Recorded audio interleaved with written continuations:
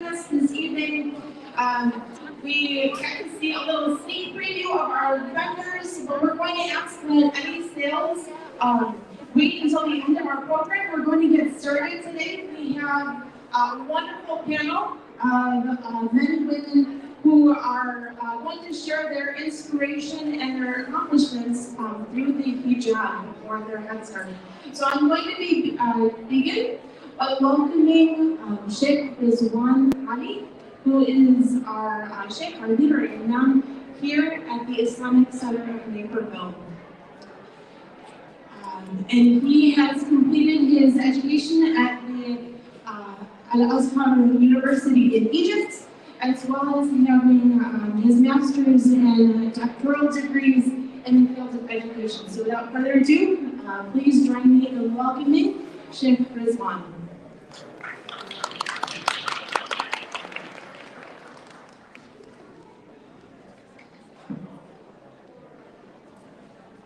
السلام عليكم ورحمة الله وبركاته. أعوذ بالله من الشيطان الرجيم. قل للمؤمنين يغضوا من أبصارهم ويحفظوا فروجهم ذلك أزكى لهم إن الله خبير بما يصنعون. وقل للمؤمنات يغضضن من أبصارهن ويحفظن فروجهن ولا يبدين زينتهن إلا ما ظهر منها وليضربن بخمرهن على جيوبهن ولا يبدين زينتهن إلا لبعولتهن أو آبائهن أو آباء بعولتهن أو أبنائهن أو أبناء بعولتهن أو إخوانهن أو بني إخوانهن أو بني أخواتهن أو نسائهن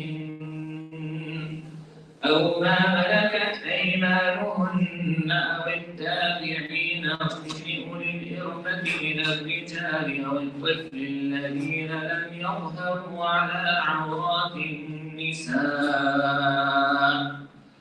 ولا يضربن بأرجلهن ليعلم ما يخفين من زينتهن وتوبوا إلى الله جميعا أيها المؤمنون لعلكم تفلحون. So I'll start off by translating some verses from Surah An-Nur, verses 30 and 31, in which Allah subhanahu wa ta'ala said, "Tell the believing men to reduce some of their vision and to guide their private parts. That is fear for them. Indeed, Allah subhanahu wa ta'ala is fully aware of what they do." And Allah subhanahu wa ta'ala said, what translates to, "And tell the believing women to reduce some of their vision and to guard their private parts and not expose their beauty except that which necessarily appears thereof. And to wrap a portion of their head covers over their chests and not to expose their beauty except to their husbands, their fathers, their husbands' fathers, their sons, their husbands' sons, their brothers' sons, their sisters' sons, their women, that which their right hand possesses, and those who do not have physical desire. Or children who are not yet aware of the private aspects of women, and let them not stomp their feet to make known what they conceal of their beauty. And turn to Allah in repentance, all of you, O believers, so that you might succeed." I'd like to preface whatever comments that I'm going to make is that I was asking Zakia that why am I speaking at this event? But I said Jazakumullah khairan, Zakia encouraged me, and I just wanted to say Jazakumullah khairan to everyone for supporting this and being out here. Special Jazakumullah khairan to ICN Youth for putting this program together. Jazakumullah khairan to our sisters and our panelists for being here. And I'd like to say that those of our sisters that have done the hijab, they inspire all of us. Whether we're brothers or sisters, they inspire all of us. Their commitment, dedication, and sacrifice is truly inspirational to each and every one of us. And I'd like to say a personal Jazakumullah khairan to all of our sisters, because as a father of 3 girls, there are certain things that I can't talk to them about my experiences because I've never been through. But to have sisters like all of you share your experiences that inspires them. That yes, there will be certain challenges, but alhamdulillah, you have the support first and foremost from Allah subhanahu wa ta'ala, and then your sisters, your older sisters, that are willing to hold on to the principles and values. And it's not a limiting factor, rather it's what motivates them to be better. So I'd like to say Jazakumullah khairan to everyone for being here, Jazakumullah khairan to the speakers, on behalf of myself and the organization, special Jazakumullah khairan to United States Youth. And as I've learned from my wife and my daughters, one of the best ways to have successful relationships is to talk less and listen more. So that's what we're all going to do tonight, inshallah, and learn from our experts, inshallah. Jazakumullah khairan. Thank you very much. Assalamu alaikum wa rahmatullahi wa barakatuh.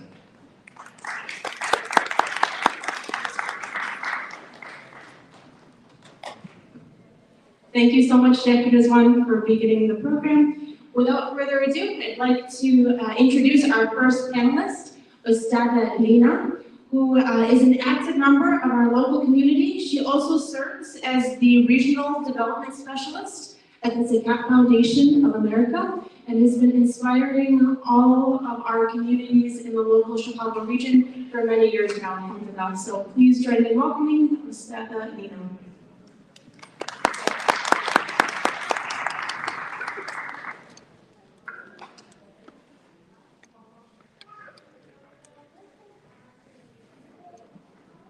بسم الله الحمد لله الصلاة والسلام على رسول الله وعلى آله وأصحابه أجمعين. السلام عليكم ورحمة الله وبركاته. I don't know, when we first got invited to speak about hijab, as the Sheikh said, I don't consider myself an expert in hijab. But you know, I've been wearing it for over 20 years. And alhamdulillah for that. I'm going to share a little bit about my journey and the reason why through that journey there was hiccups. And then I want to end with talking about how important it is to wear this obligatory act. Okay? Now, I grew up and I was born and raised here in Chicago. Rarely ever traveled, so we rarely traveled overseas. I started traveling actually in my teens. My mom wore the scarf. I have 7 older sisters, and none of them wore the scarf.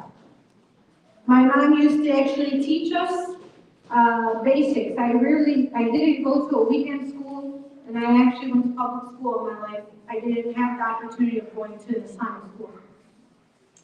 So growing up, my mom was our teacher. You know, she would every Saturday sit around the table with us and teach us the short surahs and tell us how to pray and all these things. So we did. We prayed and everything like that. I never knew that the hijab was obligatory. I never knew that. So even as a very young child, I prayed and I fasted. And then we went through those ages. And then I started going to a youth center out in Bridgeview. And alhamdulillah, it was a really small place, but we really liked to go. And my mom was very private, so she really didn't even like us leaving the house after school. So one of my friends in junior high was like, why don't you come with me to the youth center and we'll play basketball over there, because I was an athlete. I go to her, let me try. I don't know if my mom will let me go, but I'll try. Finally, she said yes. And I started to go. And we used to actually just hang out and have fun, but we would have short classes. And when I say short little lectures, they were like maybe 5 minutes max after we would pray. And I'll be honest with you, one time they discussed hijab. And at that point, I was in high school. And when she discussed hijab, she talked about it as it's mandatory and the beauty of it and what it actually teaches. And I'll tell you, in those few minutes, my heart was so attached already. I actually went home very excited. And I told my mom, I want to wear hijab. Now, you know, I just said to you, I have 7 older sisters, right? My mom probably was agitated at one of them. And when I came home with that news, she was just like, she didn't take me seriously. She was just like, you're young, we'll wait on that. And she just spent her merry way. Like, she really, like, I'm very close with my mom. Dad actually knows my family, so she knows how close I am with her. When she said that to me, I got very sad, and I actually went upstairs and I started to cry. And I'm not like a super sensitive person. Like, I'm pretty thick-skinned. But when she said it, kind of hurt me because it felt like she didn't have confidence in me to wear it, even at that young. And she didn't push me towards it, even though she wore it and believed in it. So then I went to my room and I was very upset.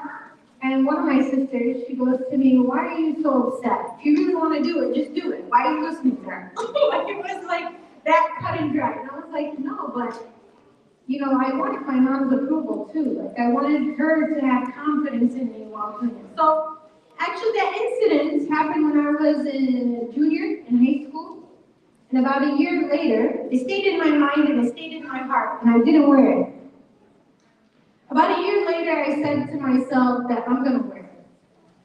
I had just graduated high school, and my best friend actually was the opposite. Her sisters all wore the scarf except her, and my sisters, none of them wore it, and I wanted to wear it. So she didn't want to wear it, and I wanted to wear it.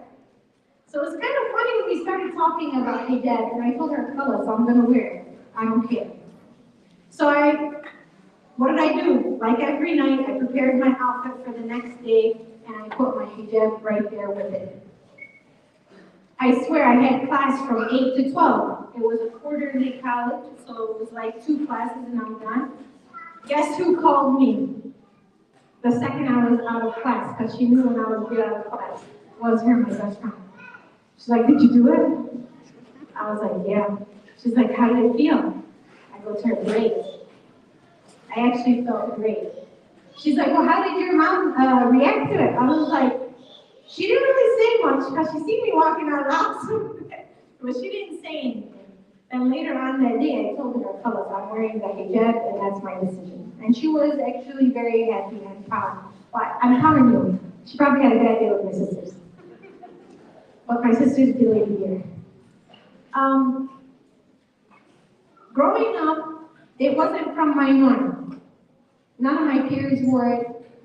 You know, I went to public school, so at that time, we're talking about over 20 years ago, it wasn't as common as you see nowadays.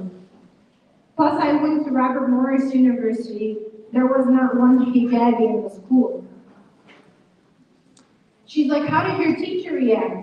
You know, I go to her, she was fine, actually, she was really nice. She looked at me for the first time.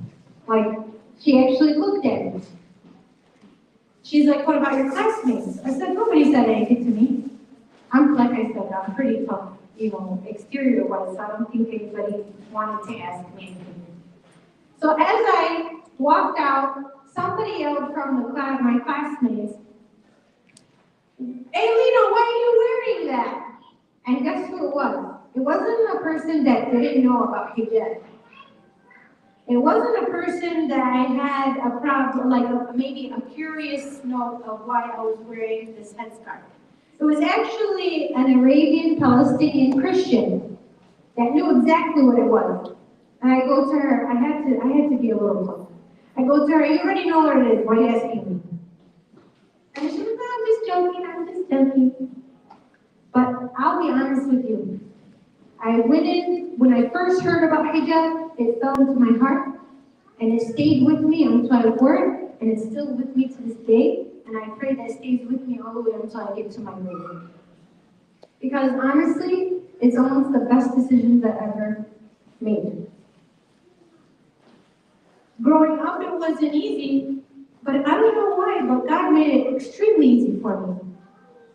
I mean, I didn't have to worry about the way I dressed. I dressed pretty modestly beforehand, so this was just an added thing of modesty. It really made me who I am and defined who I am and what I believe. You know, in the Quran, it talks about love over 90 times. But each and every time it's mentioned in a way of action. And this is one of the ways that I show that I love Allah. This is one of the ways that I show that I'll do anything to please Allah. And I will never doubt that. Because if God told us to do something, we have to understand that it's for our benefit.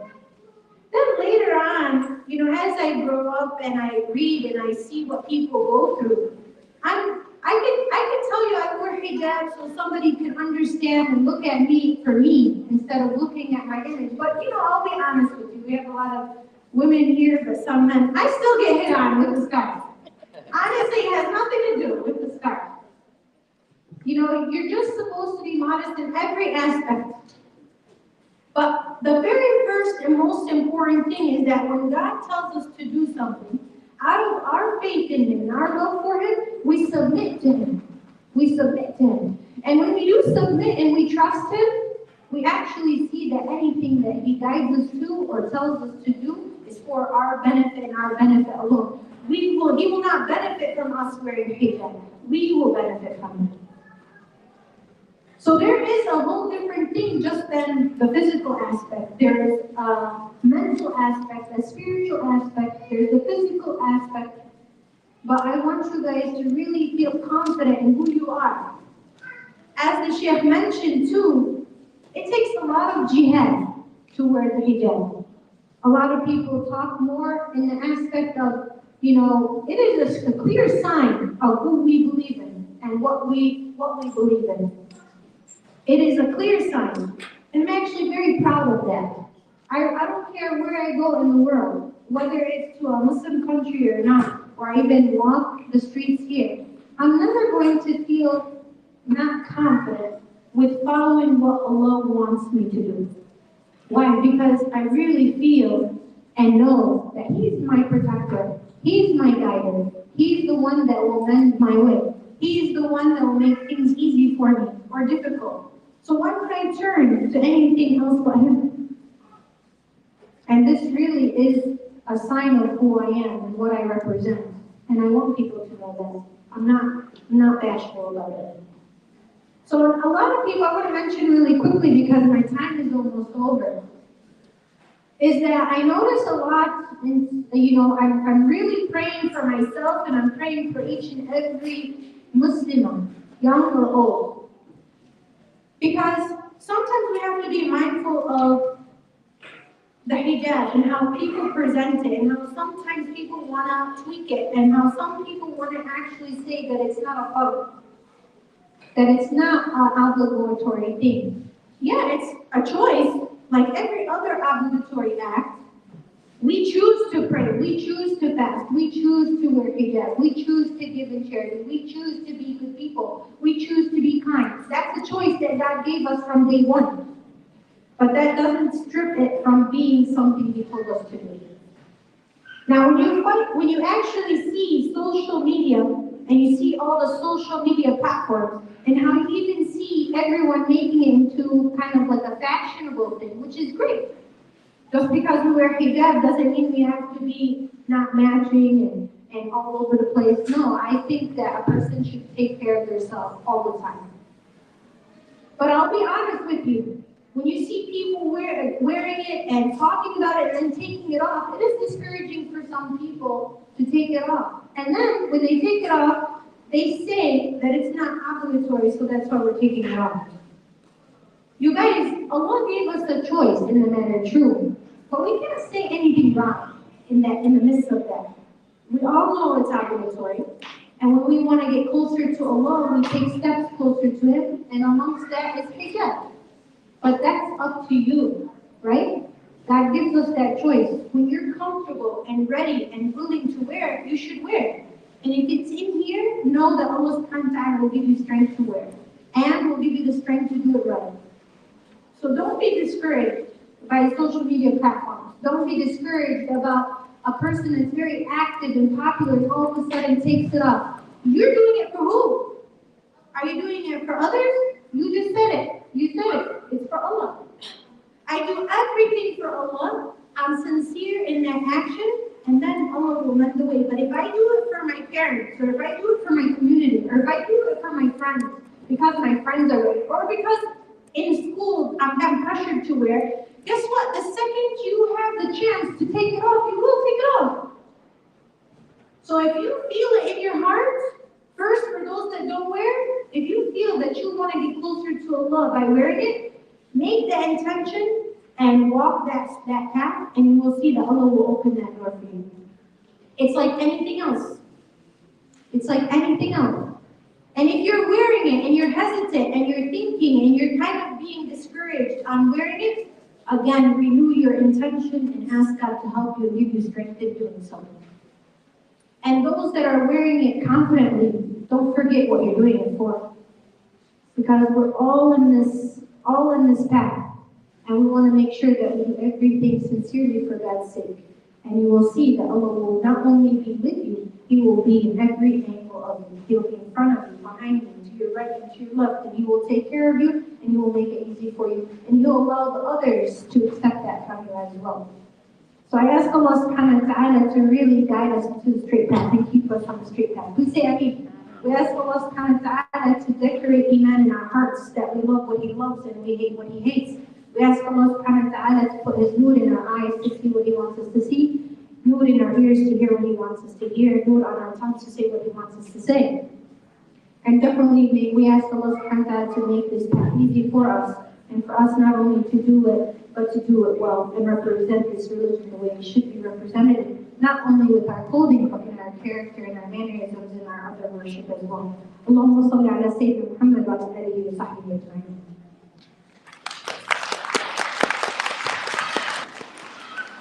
Thank you so much, Ms. Leah, for those inspiring words and for sharing part of your own journey as well, and inspiration for everyone who is hoping to wear hijab and who wears hijab on a daily basis as well. I'd like to invite our next speaker up, Sister Eugenia, who there's just a little bit about her, and inshallah we can have a round of applause again, inshallah. She is a mother of 3. She has 2 daughters, and she took her Shahada, her declaration of the Islamic faith, here at the Islamic Center of Naperville 4 years ago. She also has her own business, so I encourage you to please come and check it out after the panel discussion. So please welcome Sister Eugenia.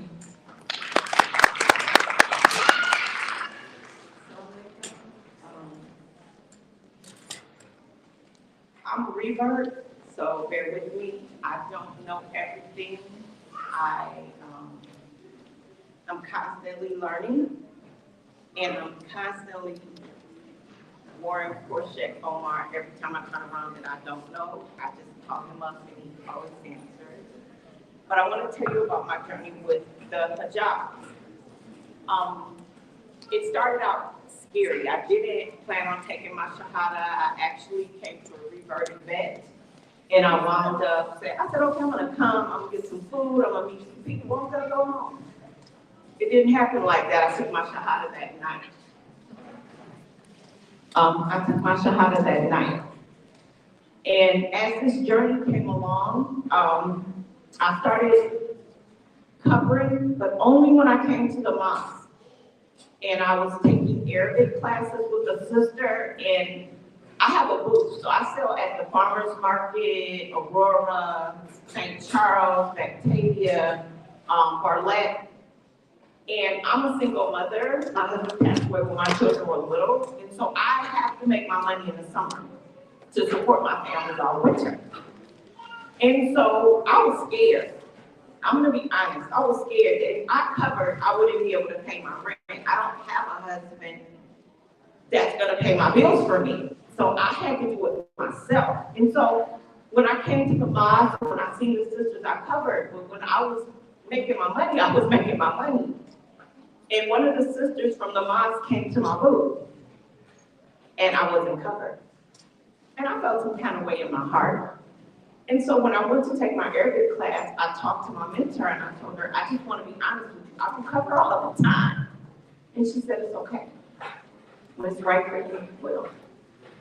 And I talked to other reverts, and we all had that fear about doing it. I wanted to cover for myself, not because I felt it was obligatory, because I didn't know that part. I just knew that it was something that I should do.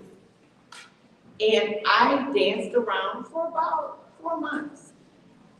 And I was at an event and one of my customers, a very good customer, came up and it was hot in July. And she said, I brought you something cold to drink. And I said, can't take it. And she said, well, I said, but I'll save it for later. And it was doing Ramadan. And she looked at me, she said, are you Muslim? And I said, yes. She said, I have a friend that's Muslim. Okay, I understand. And she didn't stop being my customer. She kept coming back. So when I decided to cover, Allah changed my heart. Not that the fear wasn't there, but I felt like Allah's not gonna take me where He can't carry me. If He makes me cover, I'm gonna be able to pay my bill. If I reach for Him, He's gonna come to me. And so I started covering. And things happened. I'm not gonna tell you it was all rosy because it wasn't. I was out places and people made little snide comments. And I worked very hard to become humble and to become a sister that didn't snap back. And then I said, okay, if I'm looking for the negative, I'm gonna see the negative. But if I look for the positive, the good, the kindness, I'll see that. And so I started not hearing those negative comments, but seeing, hearing the other comments. And I'll give you 2 examples of how I know what Allah has done for me with this hijab. I was taking a class in the city, entrepreneur class, through the Small Women's Business Association. And so my daughter lived in Hyde Park, and I would go to her house so I wouldn't have to catch the train and 3 buses and stay the night. And she would drive me to a train station, park her car on the street, and we would go and catch the train. She would say, Mommy, get off in 3 stops and you'll be where you need to be. And I'm like, okay, Mommy. And so we were walking, and it was like on the south side, and it was like 5 or 6 guys. And they were doing what young guys do. And she went to reach for my hand. And I'm looking at Money like, I'm okay. And they parted, and they put their stuff behind their back. And they said, okay, sister. My daughter looked at me, she said, Mommy, they never treat me like that. It's a cover. And Allah showed me that if I carry myself in a certain way, whatever I am, He got me. He has me. And I went to buy a snowsuit for my niece who's from the Philippines. She's never, ever been here. And so I'm going into Kohl's, and this lady says, wait a minute. And in my head, I'm thinking, here we go. She gonna say something I'm not gonna like. And she stopped, she said, no, I want to give you a coupon. I want to give you the rest of my credit card. And I'm looking at her like, okay. She's not Muslim, but I'm fully covered. And she said, well, you have a good day. And then I realized I was so happy that I came, and I told my sister, you're not gonna believe the blessing I got today. $100 snowsuit dropped down to $20. That's a blessing. And Allah showed me it doesn't matter who you are, where you are, what you look like, because I always had that feeling of being an African-American woman and being Muslim and covered. You just don't know. It's a struggle because people judge you.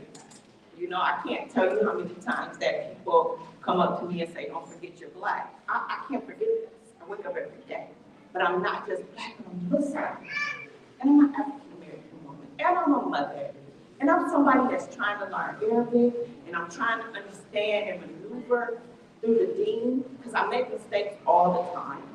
And just for the record, please be kind to our free learners. We don't know. We make mistakes and we're just trying. And when you help us, we don't get upset. I appreciate it. I appreciate it when you come and talk to me and say, oh, you have to do this every Friday. Well, please explain why I have to do it. But now I know why I have to read a certain ayah every Friday. But we are trying and we get scared. And we take it off, not because we don't believe in Allah, it's because we don't have the confidence to do it every day. But once Allah changed the condition in my heart and He changed the condition around me, I won't even open my door without my hijab on. You know, my daughter, my youngest daughter, got married, and she married a Muslim, and he's from Iran. And he said, no, you can take your headpiece off. And they were engaged at the time. And I'm in Ohio, and I called Sheikh Omar. I said, Sheikh Omar, can I take my hijab off? Because they're engaged. And Sheikh Omar said, are they married? I said, no. He said, it doesn't come off. So I hang up the phone, and I tell him, brother, the headpiece can't come off. You're not married yet. You know, because I don't know. And I don't want to make mistakes, but I still do. And now they're married. I'm more comfortable. I can take my headpiece off. I can laugh in her house. But I still dress modest. I still cover. I still, you know, do those things that I think that are pleasing to Allah. So for the young ones who think that covering is going to be easy, it's not. But is it worth it? And he doesn't give you a trial that he don't get you through. He doesn't put you someplace where he hasn't protected you. So when you get those negative comments, you smile. Because one thing about this deen is peaceful. We're supposed to be peaceful. We don't get upset when we see ignorance or we see lack of knowledge. We just smile. And you know what I say? Have a blessed day, sister. It's better than getting upset and catching an attitude, because I will never, ever, ever do anything that will bring shame to Allah or this deen. No. So when you make those decisions, if you stumble or you see a revert and you see them today with it on and tomorrow with it off, don't judge us so harshly, because we're struggling. We have that fear. And once we get past that, we stand tall and we stand strong. And that's all.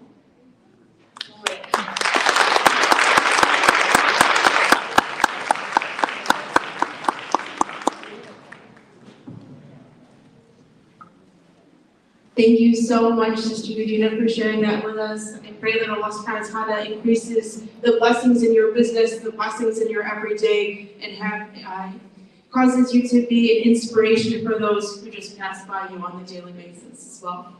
Next, I'd like to introduce Sister Bushra, who is a media icon, an activist, and a dynamic speaker. She's the youngest Muslim elected official in the United States, and she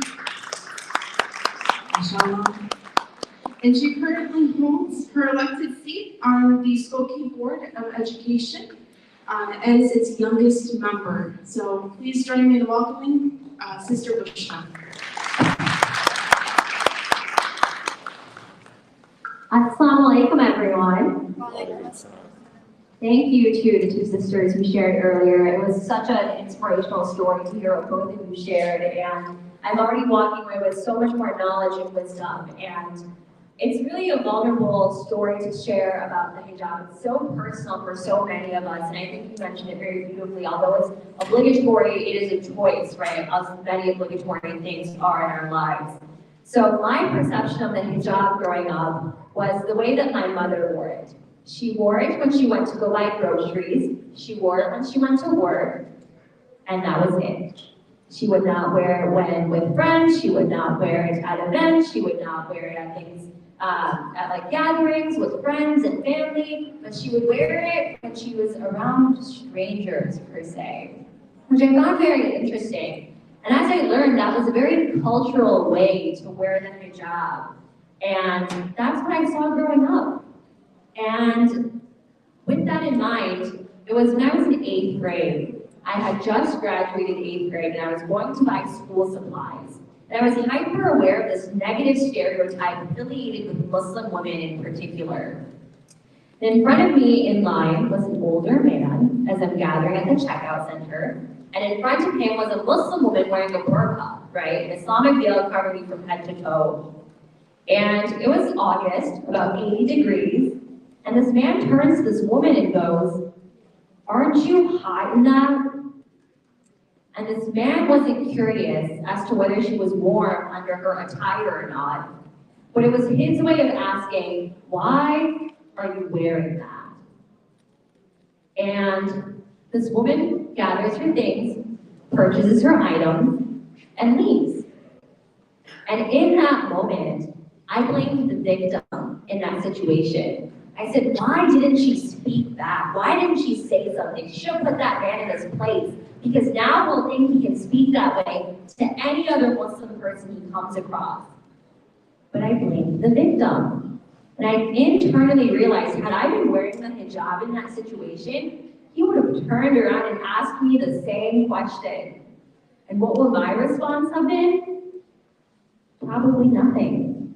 So this isn't a story of me being an upstander in this situation. I did not stand up for this person either. But I really reflected on what happened and went home that day, told my mom that I want to start wearing the hijab as well.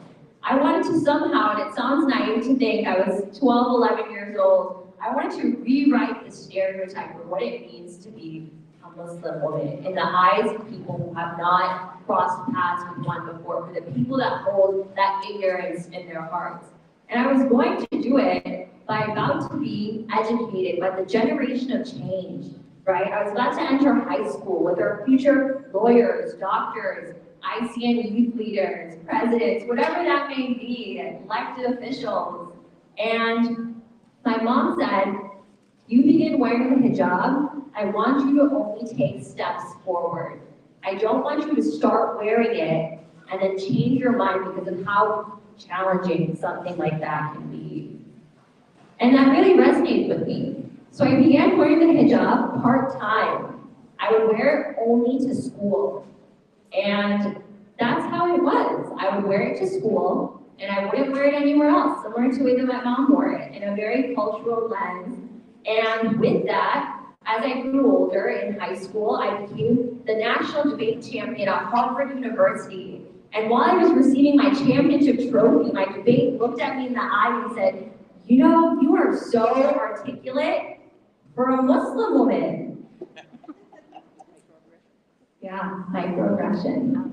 And as I grew older from there, I became homecoming queen. And people are like, wow, we've never had someone wear a hijab and be homecoming queen before, right? So that's kind of what that was for me. I would only wear it to school. And as I grew older from there, I began working. I went to undergrad. I later ran for public office. And it stuck with me in every professional setting that I found myself in. And that's what it looked like for me. It was taking little steps forward. I didn't want to step backward with the hijab, and I know that's probably not a PC way of wearing it. I know people might have their thoughts and opinions, and I'm not saying that that's the way that one should be done, but that's what the journey has looked like for me. And it's been 12 years of wearing it in that capacity, and Insha'Allah, I have the intent to wear it in every setting I'm in, regardless of who I'm around, but I would be dishonest in doing a disservice to myself if I said that that wasn't the case. So at the age of 19, I was a freshman in college. I had just finished my internship with the most powerful Republican elected official in the state of Illinois, Senator Mark Kerr. And I was his head field intern. I had a big head. I wanted to work for a Republican to see what that side entailed. But I didn't want to work for just any Republican. I wanted to work for the most powerful Republican in the state of Illinois. So as his head field intern, I walked into the office for the first day, and all I saw was white. One, all of their shirts were white, because that's what the Kirk logo was too. But two, that's just what everyone looked like. And I was ready. I walked in with my hijab, and I was ready for microaggressions, for snarky comments, for questions, whether it be fueled by innocent curiosity or hatred. And I didn't get that, which really I realized was rewriting my preconceived notions and my predisposed beliefs for what it meant to be Republican.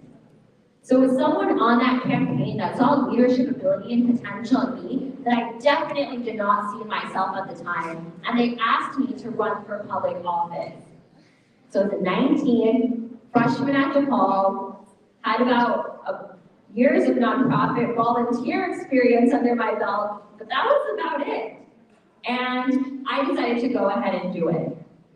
So I ran for the Cook County Board of Commissioners. against a 16-year Democratic incumbent. And I want to share just some of the things that I faced during my political journey. People oftentimes ask me, Bushra, as a young Muslim woman, you face ageism, racism, sexism, and Islamophobia. Which is the worst? Which is kind of an interesting question to ask someone. Like, it's like, oh, like hot take, but I would say sexism. It's not just that I'm a Muslim. I'm a Muslim woman. It is not just that I am young. I'm a young woman. And it is not just that I'm a person of color. I'm a woman of color. And I remember I went to my very first political event as a candidate. And someone came up to me and said, I read about you in the newspaper. Aren't you Bushra? And I felt so cool. I felt like a celebrity. I was like, whoa, first of all, you read the newspaper? And then second, you recognize me? He said, yeah, because of that thing on your head. Which is like, I'll take it, like fair. And he goes, yeah, I want to learn about your district. I want to learn about the constituency that you're running for. Is Devon Street in your district? And most of us know Devon is an area that is heavily populated with South Asian people. So I said, no, Devon is not in my district. And he goes, oh, well that sucks, because all the Indians live on Devon. As I mentioned, I'm Pakistani American, that's okay, I get where you're coming from. And he goes, well, all the Indians are illegal, so they probably can't vote for you anyways. And in an instance like that, that's where the real test comes to play. Any justified response I would have given would have been attributed to my age. Oh my God, Bushra, so young and immature, how could she have said that? Or my gender. Wow, our hormones must really be whack at this time, huh? Heard it all. So I chose to take the high road and not speak back, partially because this was a potential voter too, and realized that not responding is also a response. Which brings me back to that initial story that I saw at the Office Max or Office Depot when that woman chose to not respond. And although I was wearing my hijab, I did the same thing. And there is nothing wrong with that. We should secure ourselves in terms of the emotional labor that it comes from educating someone over and over again, right? I feel like we don't give ourselves enough credit for how difficult that can be.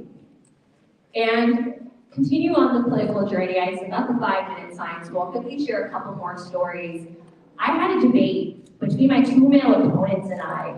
And in that debate, there was a news article that highlighted that debate. And it talked about the two policy ideas that each male opponent presented. And then it said, and Bushra Amiwala wore a stylish light pink hijab to the forum. And that is all it said about me. It didn't talk about my policy ideas, didn't talk about my platform, just talked about what I looked like. And again, this happens to women up and down the ballot. I mean, we talked about Hillary Clinton's pantsuits. I mean, I'm wearing a pantsuit today too, like, I don't know. But point being, brings me back to sexism. So, all in all, I actually lost my first election. It's very hard to say that from a group of people like, yeah, I ran for office, then I lost. But the person that I ran for office against encouraged me to run again. And I did, 6 months later, and I got elected. I went down, thank you, at the Chicago History Museum as the youngest Muslim elected official in the United States. Just quite the heavy title. I know like one day I won't be anymore because I'm getting old now, but and Inshallah, I can't wait to see who the next is and the next after that. But what did you close with? Wearing the hijab sometimes and not others gave me the direct differences in treatment from when I was wearing the hijab versus when I was not. And I realized that even when I'm wearing the hijab in front of all of you today, you can see some of my hair. And that's honestly because my mom says it looks better this way. So do what's best for you, wear it with confidence, wear it with pride. It's a journey for all of us, nothing beyond that. But I found that the most people who have things to say about the way that I wear the hijab are other people within the community. To which my question is, do you want me to stop wearing it altogether? And do you want to support me as I'm on this journey? Inshallah, I hope that we all view ourselves and the intentions that we have when we pose questions to others, because we never know the journey or the struggle that one is on in that element. And I'll also close off with this. Upon running for office, I got a lot of really exciting media attention. I was everything on the cover of Time magazine, to Glamour magazine's College Woman of the Year, 17 magazine's Voice of the Year, Forbes, Bloomberg, The Hill, you name it. There are 3 documentaries about me, one on Hulu, PBS, and one on Amazon. Now, not trying to brag to say all of that, but I did that with the hijab on.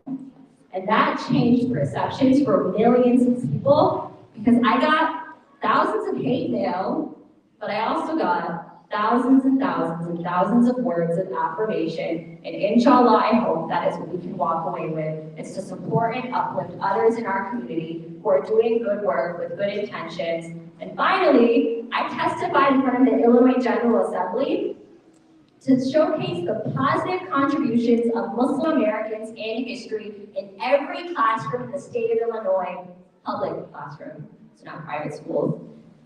And it passed.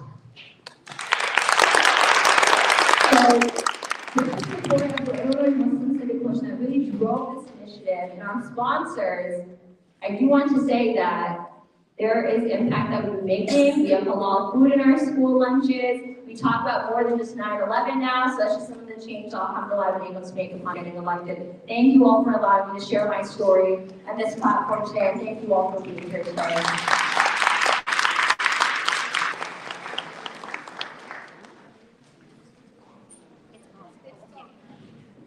Thank you so much for sharing that, Sister Bushra. Thank you for being an inspiration for our community today and for generations to come as well.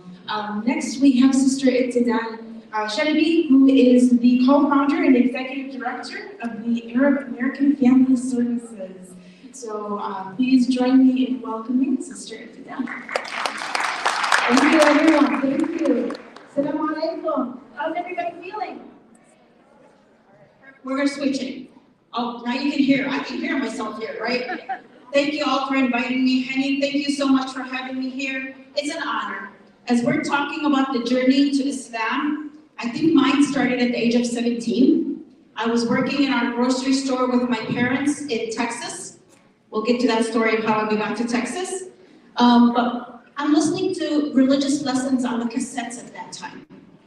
And they were talking about hijab, hijab, hijab, and I just like, today I'm gonna put the hijab on. And so we're pulling up, I tell my dad I'm putting it on, he goes, no, you're not gonna keep it on. I said, I'm gonna keep it on. He says, we're in Texas, it's hot, talking about hot. He says, we're in Texas. I said, I'm gonna put it on and I'm not taking it off. My brother and I go home, my mother and sister-in-law see us coming in through the big window, and they start scrambling to put the house together because the kids were running around. I walk in, and they all looked at me, and they're like, what do you have on? I said, the hijab. They're like, we thought you were a guest that your brother's bringing home. I said, I'm the best guest you guys have. What are you talking about? I put it on at 17. I actually got married overseas in Palestine, and it was amazing to the people in Palestine that I walked back, I came back wearing a hijab. Because usually they think when you go to America, you're gonna lose who you are. You're gonna lose your identity, you're gonna lose your religion. And it was amazing to them that they would be saying, look, someone's been raised in America, and they came home with the hijab on. Now, our guest spoke about putting it on. It's an obligatory, it's not obligatory. I do believe it's a choice. And I do believe that's what Allah has left us, to really truly believe that it's our choice to when we want to put it on and when that journey starts for us. I will say at the age of 21 or 22, I took it off. We had the Kuwait War, the Gulf War that was starting, and it was kind of hard to keep it on. even though I kept it on for a year or two, but it was really hard, and I took it off. And then I put it back on again. And then I took it off again. And in the year 2000, June 13th, was the day I put it on. Only for 4 months, I said. It was my mourning period. My husband had just passed away. And I said, I'm only going to put it on for the mourning period, and then I'll take it off. But the day he passed away is the day I think I was reborn. And the day it really drew me closer to Islam. And it really gave me peace. Because at that time also, in 2000 when he passed away, 7 months later, we opened our agency, Arab American Family Services. Right, 2 Muslim women, both of us were wearing hijab. Didn't know anything about non-for-profit. But we made a decision that we wanted to work with our community, to honor our community, and to keep our community going. Was it hard being a Muslim woman running an organization? Yes. And then 9/11 happened, right? And as Sister Eugene said, I can't take my black face off. I'm always gonna be black. The intersectionality of what we all have to face, right? I got a call from my mom, she says, Mom, it's dangerous. They're attacking Muslim women everywhere. You've got 3 kids. I said, Mom, I can't take it off now. And that's exactly what has been since 2000 that I put it on, didn't take it off. And it's been an honor and a privilege. But I'll tell you what, it opened doors that we never thought. Because when Lena talked about put your trust in Allah, that Allah never leaves you, that Allah will guide you, that Allah will protect you, trust in Allah. And trust in your choice when it is your choice and you are ready. Because there's many Muslim women who are wearing it that are not good, and there are many Muslim women who are wearing it. Is it the opposite? Is that it right? Yes. This is a piece of hijab, a piece of cloth. Lena said it perfectly. Islam is a verb. Islam is of action. So we started our organization, the 2 of us. We put our own personal money for 7 years. We have a staff of 50 today. We started with a 0 budget. We're at $3 million. We're at over $3 million today. We developed programs from, We developed programs from case management to domestic violence, to sexual assault, to elder abuse. We feed our elderly every day at a congregate meal. We're all working with Arab and Muslims. 70% of our clients are Arab and Muslim, but we do open our doors for everyone else. We have a contract with the state for the Department of Children and Family Services when Arab and Muslim children are pulled out. We walk in and we try to work for either reunification or termination. We do civic engagement. When you talked about Congressman Kirk at that time being white, when we walked into his office, that was our impression. White as snow. You didn't see any other color around. We just had a meeting with 3 representatives in our district, and we said, when are you going to start hiring Arab Americans that reflect our community? Because you're in the middle and the heart of our community. We may not be able to generate, a representative at this time, and we're waiting for the young people. Don't talk about being old. We're waiting for the young people, right? I remember that conference when we were in a conference with, and this is everything that every time I walk into anything, it's always we're the first Muslim woman there. And we were at a conference to speak about cultural awareness. And the women in the back were saying, the Muslims, the Afghan women are here, the Afghan women are here. And we're looking like, where are they? We want to see Afghan women. They were talking about us. A Pew Research recently did a study that says 50% of mainstream Americans have never met a Muslim. 14% of Catholics have only a favorable view of us. Only 14%. How many have unfavorable view of us? And so for us as women, give yourself yourself a round of applause. We are doing more da'wah than the men are.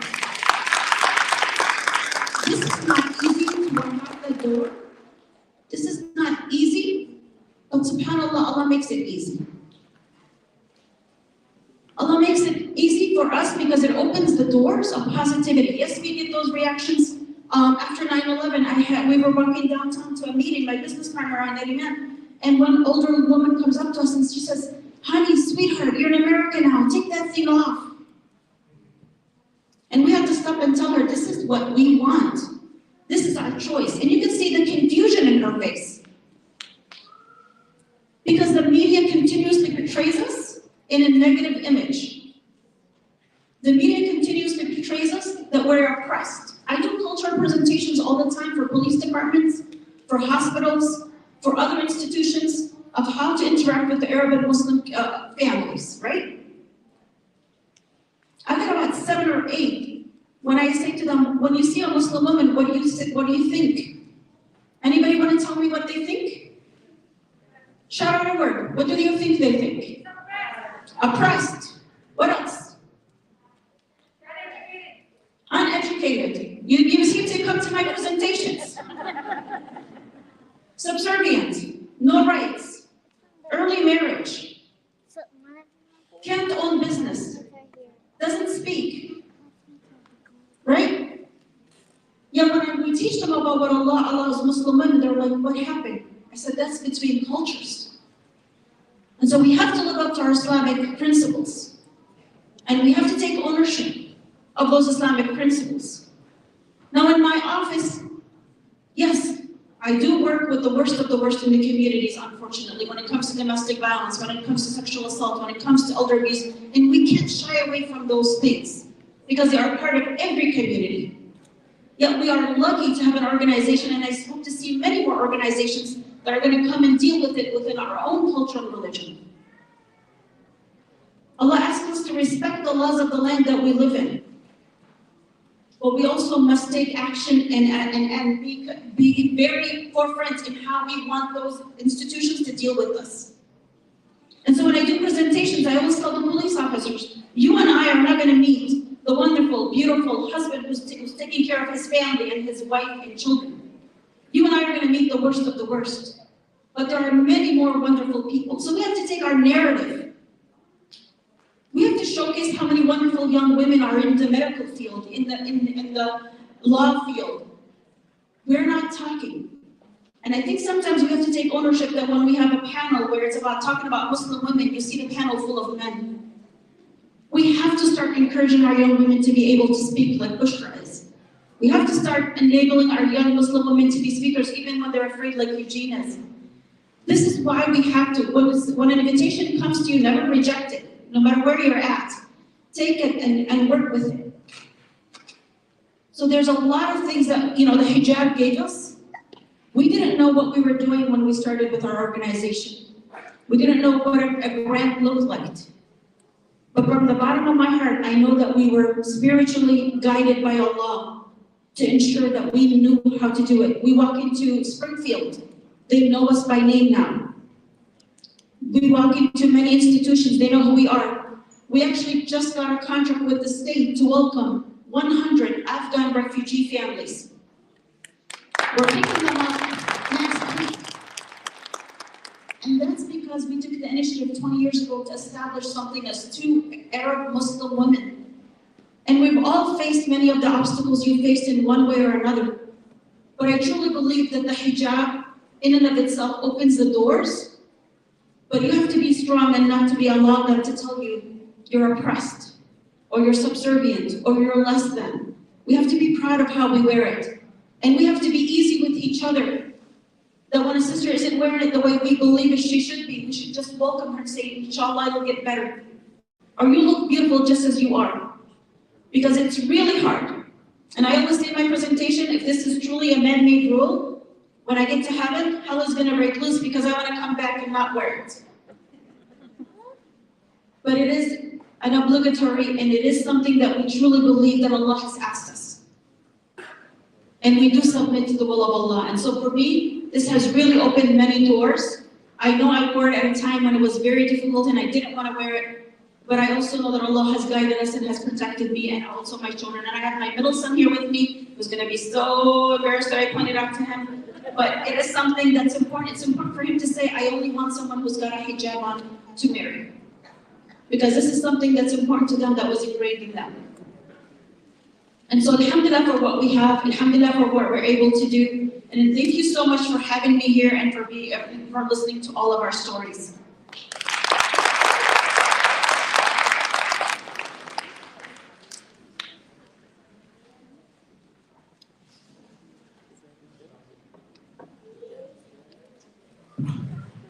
Thank you so much, Sister Itzadam, and for reiterating the importance. Sorry, I can hear it lower, so I hope you guys can hear me. For reiterating the importance of being the author of your narrative and not the audience of it. So really thank you for that. Okay. I'd like to introduce our final panelist for the evening, Sister Zoya, who is going to share her experience recently, her experience with Islamophobia and how she stood up and is really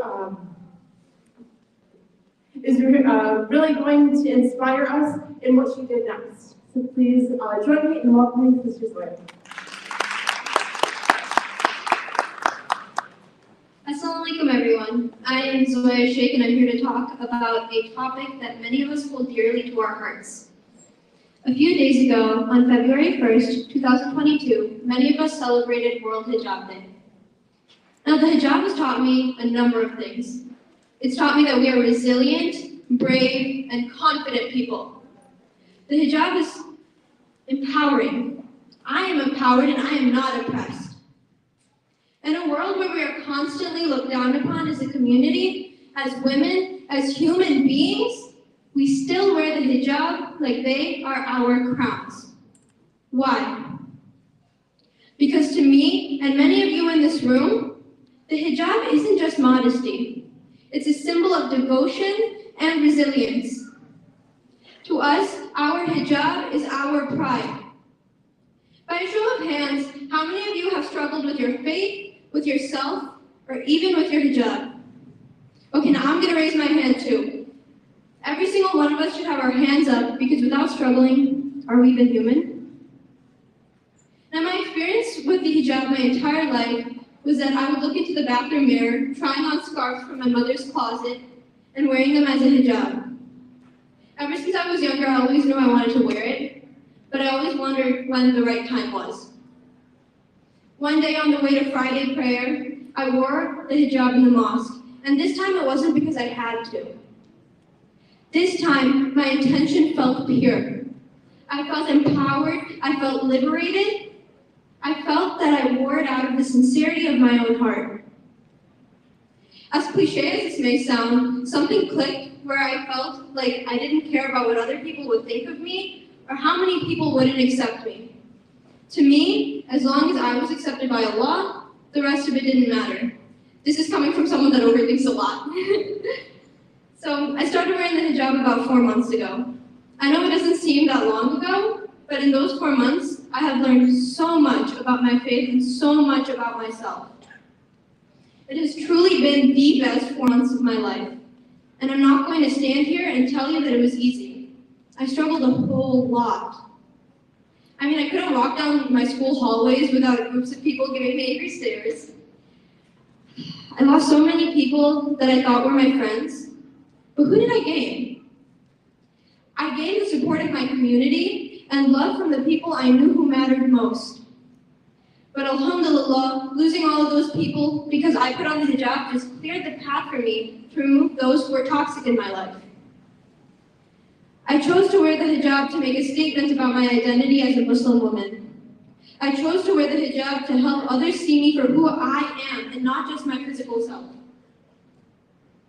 Most importantly, I chose to wear my hijab as a symbol of devotion to Allah. It's something I chose to do because to me, the hijab is liberating. It's not suffocating. The hijab is my pride. I feel empowered every single time I walk out my door, knowing that I am who I am, that I'm not going to change myself to fit other people's standards. Now recently, I have had a first-hand experience with Islamophobia and racism.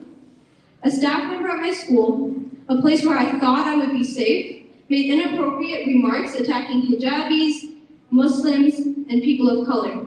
Not to mention, I was only about a week into wearing the hijab.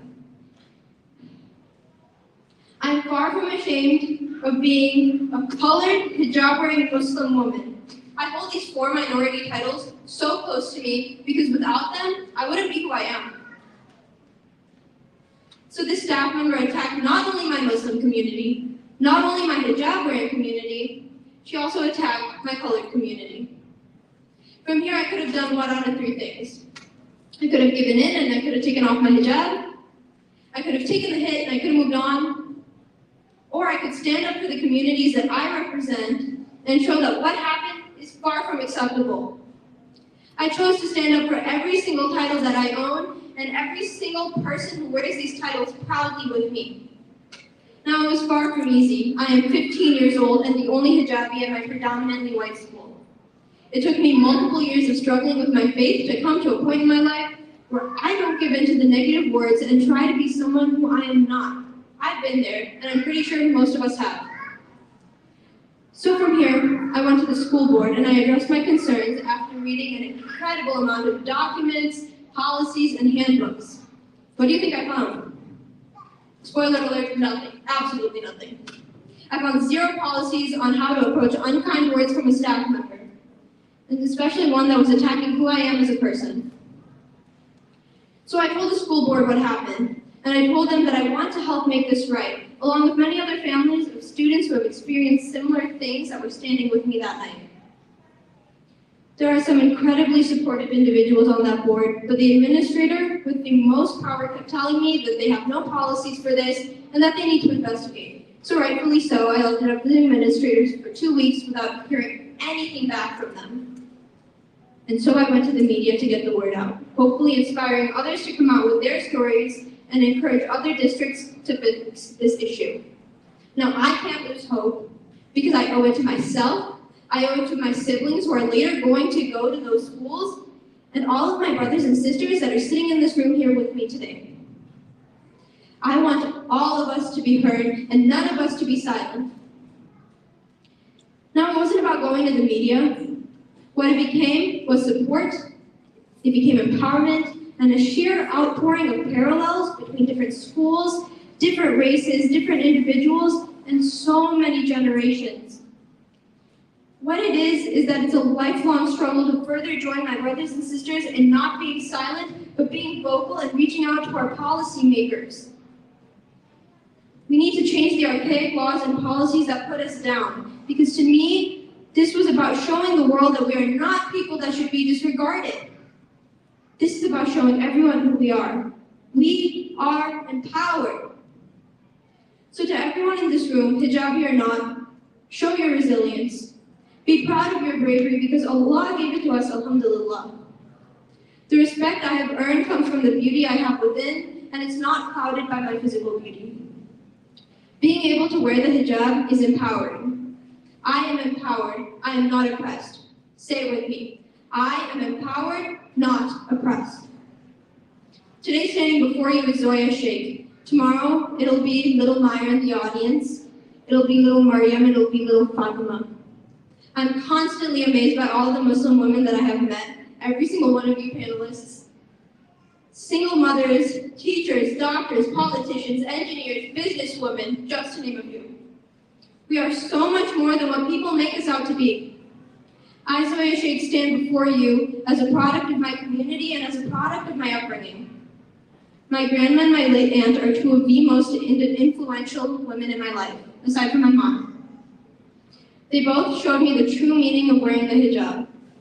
Now, my late aunt helped set up intermittent housing for Muslim survivors of domestic abuse, working with the ICNY Relief Foundation.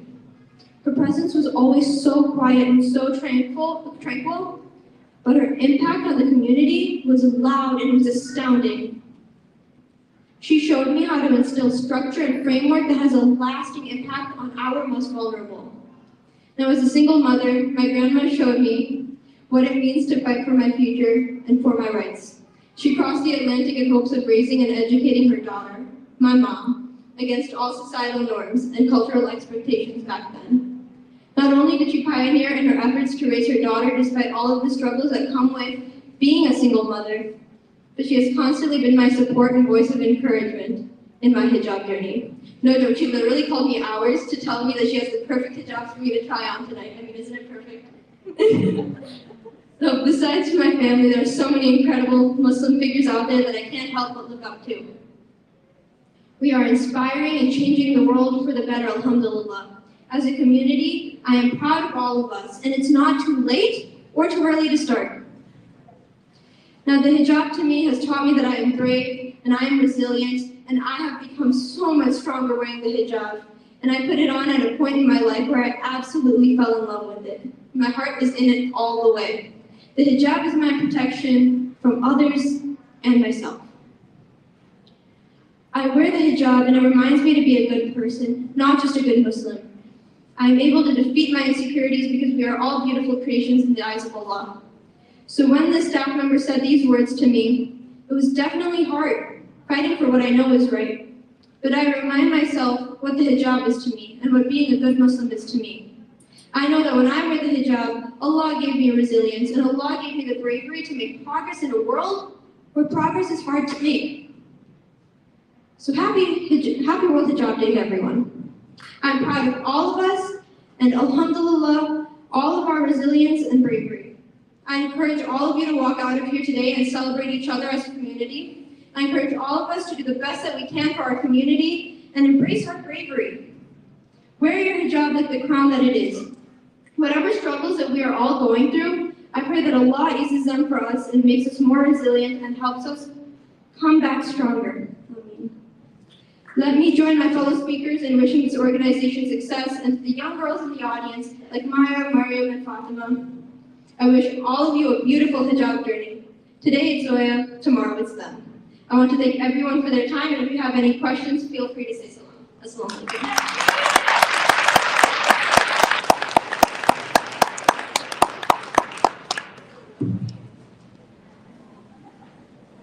Thank you so much, Zoya, for sharing that. May you be an inspiration for not only your classmates, but for schools across the nation. Thank you for standing up for us. So with that, can we get one more round of applause for our panelists? Thank you so much for sharing all of your words of emotion, of inspiration, of hope. And so with this, we have about 10 or 15 minutes for questions and answers from the audience. So we are also going to have some of our volunteers help with some microphones. But if you have a question, anything you wanted to share with our panelists, feel free to just raise your hand.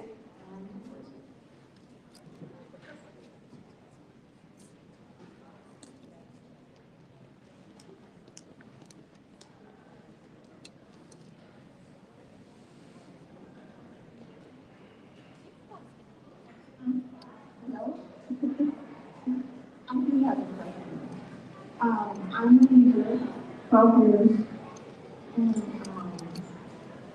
I'm elderly. I've been co-final sister, actually, but I'm so old, I don't have to wear my teeth. But I like wearing my teeth, and I don't know how to handle that.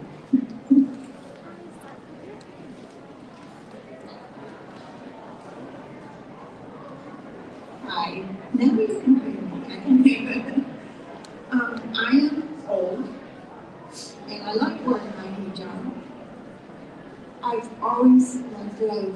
I started wearing it as soon as I took my shahada, and it's been 12 years ago. But I've had multiple sisters tell me that you're so old, you don't have to wear your hijab. And I don't know what to think about that.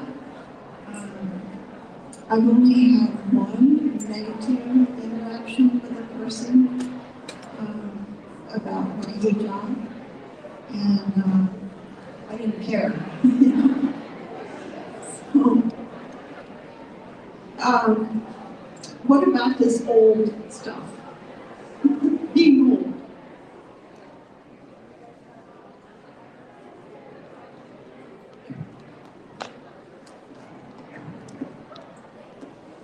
Anyone want to take that? I think it's between you and Allah. I'll probably wear mine when I'm 90, because it's between me and Allah. I'm not gonna get to that because that's what I was gonna say. Just because we're a certain age, and some people may presume that we're older, we're not gonna have any relationships, or, you know, people may feel a certain way, but your hijab represents you. So I would never discourage you to take it off, or encourage you to take it off. Keep it on. It's part of your modesty.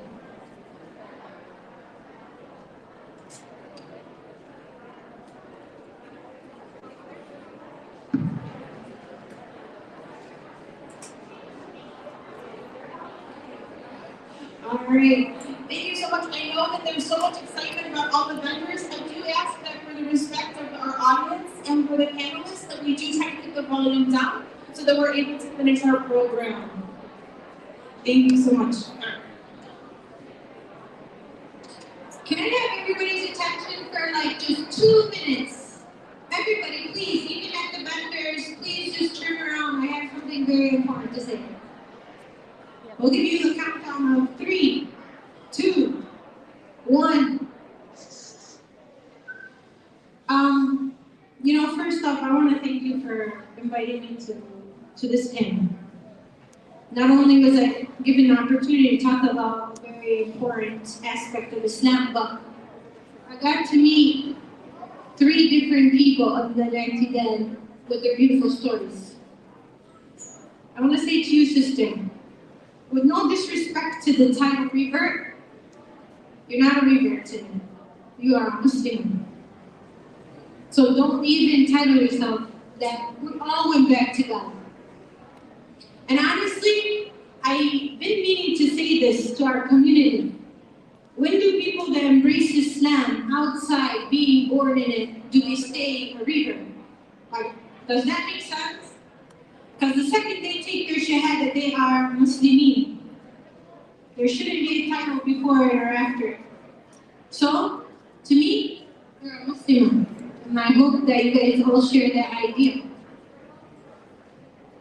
Everybody goes through challenges.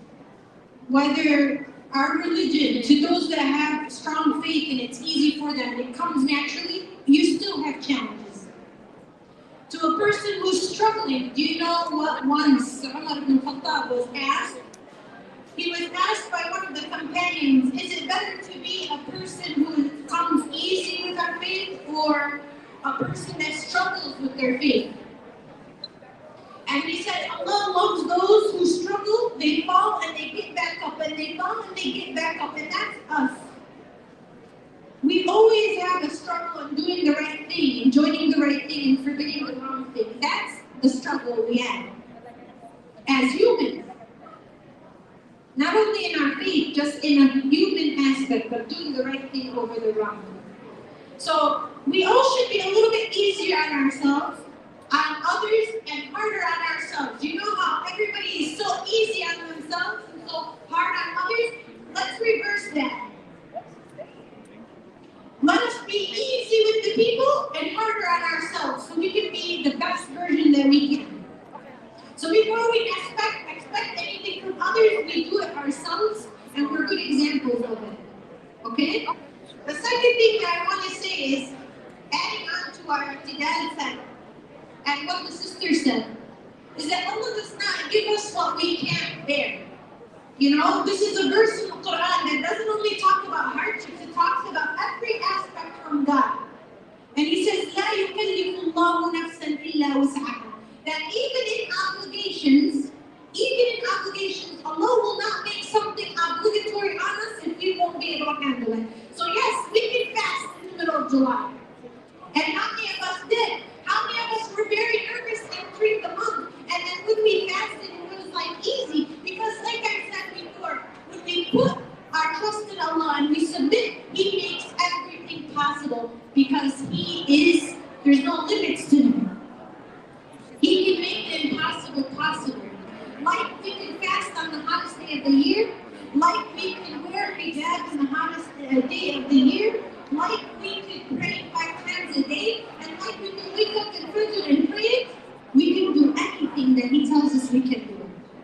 So think positive.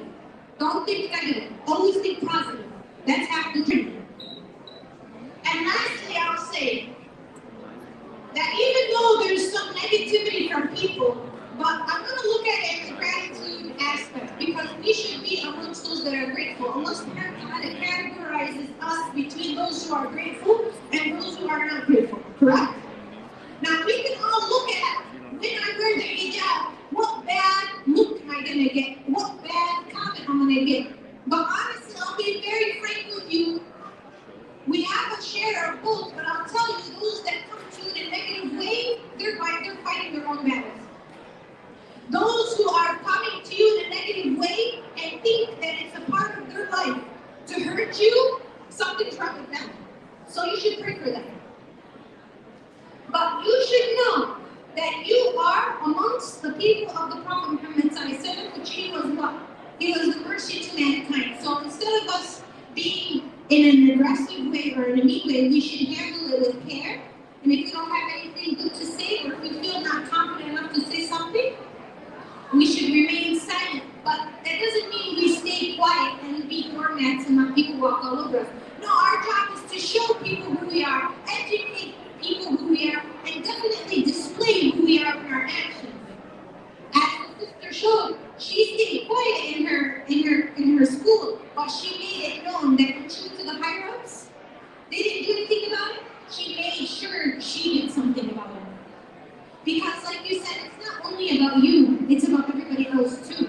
There's two quotes that I'll end with, where Martin Luther King said, injustice anywhere is a threat to justice everywhere. Which is true. Just because it's not happening to me doesn't mean I don't advocate for it. I advocate for human rights all across the board, whether they're Muslim or not, male or female. Wrong is wrong, and we shouldn't stand with what's wrong. The last thing is a quote from Alexander Hamilton. He said, a very powerful one. I want you to reflect on it. He said, if you don't stand for something, you will fall for anything. So be strong, Muslimin. Be strong in your belief. Act in the right way. Do the right thing. And then leave your affairs to God's hand. That's it. And then you pray to Allah that He loves you. He surrounds you with people that know Him and love Him.